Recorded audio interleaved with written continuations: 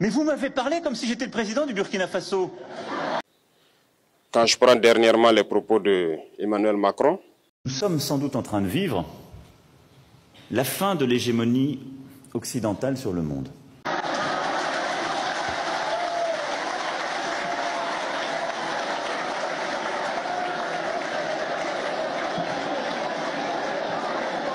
Et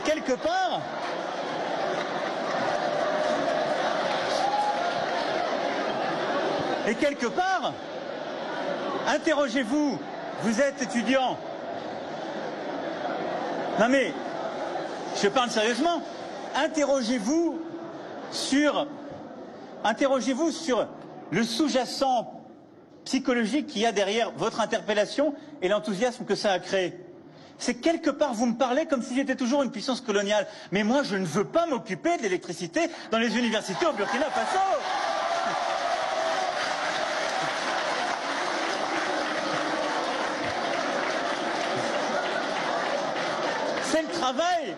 C'est le travail du président.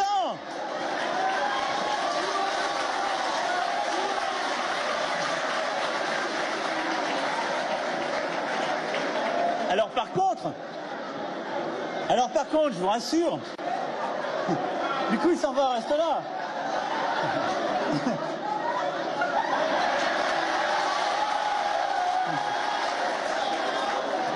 Du coup il est parti réparer la climatisation. Quand je prends dernièrement les propos d'Emmanuel Macron sur l'Afrique, eh bien tout Africain conscient devrait donc comprendre très vite tout ce qu'il a pu nous dire et qu'est-ce que ça signifie. Le général Tiani a dit il n'y a pas longtemps du changement donc de tactique ou de stratégie des forces françaises en Afrique. Et je pense qu'il est venu le confirmer. Il s'agit de dissoudre et de garder un dispositif socle. Et Emmanuel Macron l'a si bien dit qu'on ne peut que le remercier pour cette sincérité. Même si certains ont voulu mettre la poudre aux yeux de leur population, mais la réalité finit par rattraper aussi. Ils ne partiront pas de certains pays. Ils ont juste dissous le dispositif. Vous ne les verrez plus dans des bases. Mais dans les ambassades, ils seront là. Ils vont constituer des sociétés de sécurité pour sécuriser leurs sociétés qui existent dans ces pays-là. Mais les soldats seront là. Mais vous ne les verrez plus en tenue ou rassemblés dans des bases. C'est tout ce que ça veut dire. Ils vont se réorganiser, mais seront là. Il a parlé de politesse vis-à-vis de certains chefs d'État en leur donnant la primauté d'annoncer donc la rupture ou le départ des forces françaises. Ça nous importe peu, on peut dire. Mais tout ce que nous savons, c'est que si vous voulez une rupture avec ces forces impérialistes, c'est simple, on dénonce les accords. Tout commence par là-bas. Et je pense que l'exemple du Tchad, en tout cas, est palpable. Ils ont commencé par dénoncer les accords. Sinon, si on ne dénonce pas les accords, juste dire que les bases quittent, on n'a rien fait. Parce que le problème se trouve dans les accords coloniaux de défense qui ont été signés depuis l'indépendance. Le plus dangereux n'est pas ceux-là que vous voyez dans les bases. Le plus dangereux, ce sont les conseillers militaires. Les conseillers militaires existent dans tous ces pays. Ils ont existé au Burkina aussi jusqu'en fin 2022. Jusqu'à ce que nous prenions nos responsabilités. Et qui sont ces conseillers militaires? C'est ceux-là qui sont censés mettre en pratique la politique de la France ici. Ils doivent travailler à rendre nos armées très faibles pour que la France puisse toujours avoir l'argument d'exister ici. Sous Blaise Compaoré, ils avaient réussi. Nos sentinelles prenaient donc la garde avec des bâtons. C'est ça que la France veut de nos armées. Lorsque nous arrivons à cette étape, nous n'avons pas le choix que de vouloir qu'ils viennent s'installer. Mais l'armée burkinabé a réussi à un moment donné à se débarrasser des conseillers militaires. Malheureusement, je pense qu'en 2019, après l'opération Otapuano, où ces Français ont vu que l'armée burkinabé avait encore une capacité de réagir au terrorisme, ils ont appelé les chefs d'état-major en France. Ils l'ont instruit de reprendre les conseillers militaires dans toute la structure. Eh bien, il n'a pas accepté, mais au retour au pays, les politiques l'ont instruit d'accepter les conseillers militaires. Et c'est là que les conseillers militaires sont revenus dans l'armée burkinabé en 2019. avec toutes les conséquences qu'on connaît. L'armée était en train de disparaître dans les années 2020-2021. Et d'ailleurs, c'est le moment où beaucoup de militaires ont dû déserter parce qu'il n'y avait plus d'espoir. On était en train de s'effondrer. Voilà un peu comment ils travaillent. À l'état-major général des armées, dans tous les états-majors d'armée, dans les écoles, c'est eux qui sont censés nous dicter la politique de notre armée. C'est eux qui nous disent combien recruter, quand recruter et qu'est-ce qu'il faut en faire. Ils sont dans les écoles pour nous dire comment il faut les former et ainsi de suite. Tant que ces conseillers militaires sont là, vous n'êtes pas indépendant. Votre armée aura juste l'apparence d'une armée qui sera là en train de faire des parades, du cirque. Mais lorsque viendra la guerre, vous vous rendrez compte que la parade, c'est une chose, mais la guerre, c'est une autre chose. Il faut rompre les accords. C'est la seule façon d'avoir une armée indépendante et se construire, être fort. Mais beaucoup de gens ne le comprennent pas peut-être. Et même avec ces accords, la France choisit dans nos États des élèves officiers pour aller les former. C'est à travers ces mêmes accords. Mais en réalité, ces officiers qui partent se former pour la plupart, pour la France, ils viennent pour servir l'État français dans leur pays. Ils ne viennent pas pour servir nos pays. Ils les forment pour qu'ils viennent servir les intérêts de l'État français. J'en veux pour preuve.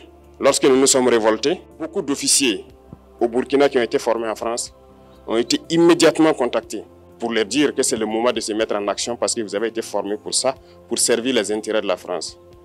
La plupart de ces officiers nous ont rendu compte, nous avons pris acte et nous continuons de suivre.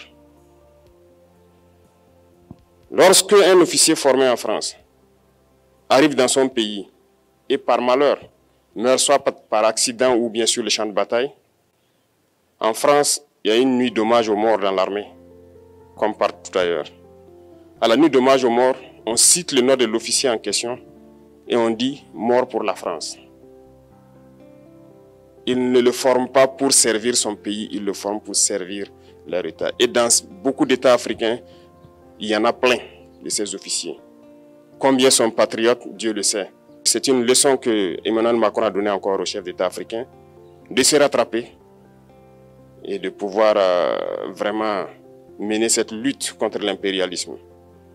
Mais en plus de ça, il a aussi insulté tous les Africains dans ses propos. Il y a une partie qui a retenu mon attention, là où il parlait d'ingratitude. Et que l'ingratitude est une maladie non transmissible aux humains. Lui, il est humain, notre ingratitude n'est pas transmissible à lui. Voilà comment ce monsieur voit l'Afrique, voit les Africains. Nous ne sommes pas des humains à ses yeux. Peut-être que c'est lui qui n'est pas humain, il ne se met pas dans la classe des humains. Mais s'il y a bien un ingrat, c'est bien lui. Je pense que s'il n'est pas athée et qu'il prie, à chaque matin qu'il se réveille et qu'il prie, il devrait aussi prier les Africains. Parce que c'est grâce à nos ancêtres qu'il existe aujourd'hui une France. Il devrait nous prier.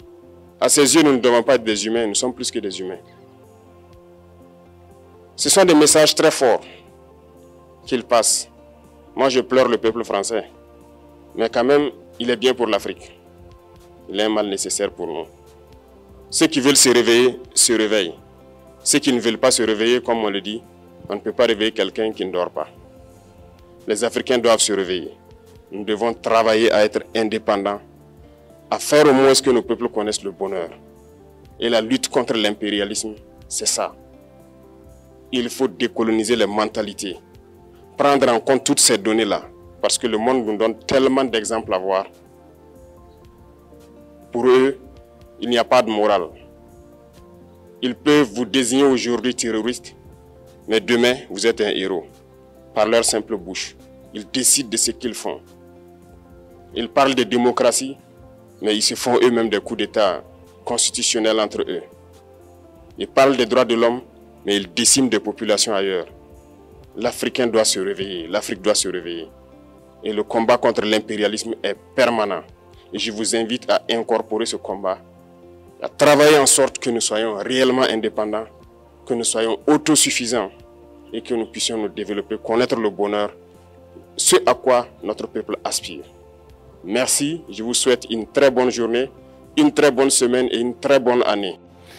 Nous nous étions habitués à un ordre international qui, depuis le XVIIIe siècle, reposait sur une hégémonie occidentale, vraisemblablement française au XVIIIe siècle, par l'inspiration des Lumières, sans doute britannique au XIXe grâce à la révolution industrielle, et raisonnablement américain au XXe, grâce aux deux grands conflits et à la domination économique et politique de cette puissance. Les choses changent. Et elles sont profondément bousculées par les erreurs des Occidentaux, dans certaines crises, par les choix aussi américains depuis plusieurs années. Et puis, c'est aussi l'émergence de nouvelles puissances dont nous avons sans doute longtemps sous-estimé l'impact. La Chine au premier rang, mais également la stratégie russe, menée, il faut bien le dire, depuis quelques années avec plus de succès.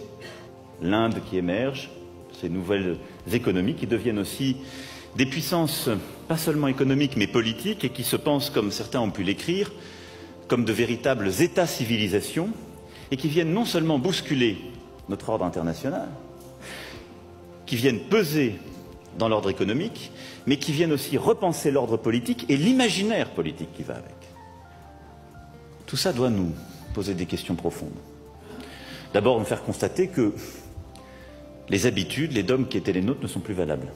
Nous devons être conscients que l'Europe n'est plus le principal interlocuteur de l'Afrique. Si nous voulons continuer à avoir cette relation privilégiée avec elle, nous devons changer de méthode. Flexibilité, rapidité, efficacité. Voici comment utiliser nos instruments de financement pour soutenir les solutions africaines. Et c'est aussi à l'Afrique de formuler ces demandes, de proposer ces solutions et surtout de choisir les modèles de développement qu'elle veut pour sa population. La brutalité, la prédation, le néocolonialisme, les méthodes utilisées par certains partenaires de l'Afrique ne sont pas les nôtres. C'est clairement dit. À vous jeunes de vous décomplexer et réfléchir à de nouveaux concepts, à de nouveaux modèles adaptés à notre environnement. Il est temps de sortir du mimétisme et de profiter des errements des autres pour prendre votre liberté. Mais surtout, il ne s'agit pas de quitter un maître pour un autre. Il ne s'agit pas de se libérer d'un conquérant pour un autre dominant. Il ne s'agit pas de dire « je vais me vendre aux Chinois, aux Russes ou aux Indiens ». Non. Il s'agit de tracer sa propre voie, sans complexe. Le monde vous appartient et le ciel seul est la limite. Faites de ce siècle celui du réveil de l'Afrique, afin que dans les prochains, on puisse parler de l'ère africain. Vous en êtes capable. Pas Samuel.